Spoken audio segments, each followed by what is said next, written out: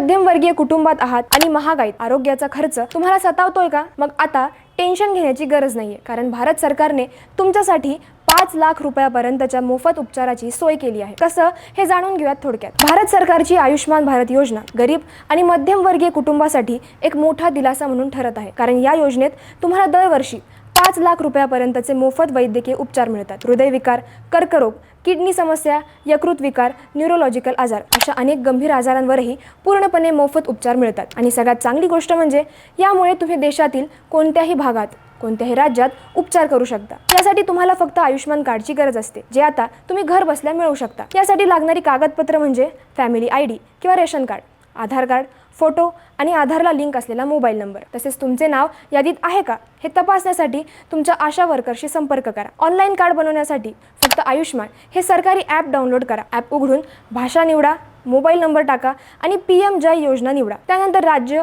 जिल्हा आणि आधार नंबर भरून लॉग इन करा। ज्या सदस्यांचे कार्ड नसेल त्यांचे ऑथेंटिकेशन करून फोटो काढा, OTP टाका आणि KYC पूर्ण करा। फक्त एका आठवड्यात कार्ड तयार होईल आणि तुम्ही ॲपवरून ते डाउनलोडही करू शकता। आरोग्याचा हा मोठा आधार मिळवण्यासाठी तुमच्या कुटुंबातील प्रत्येक पात्र सदस्याचे आयुष्मान कार्ड लवकरात लवकर तयार करा। ही बातमी तुमच्या जवळच्या माणसांना शेअर करा आणि अशाच नवनवीन अपडेटसाठी थोडक्यातला फॉलो करा।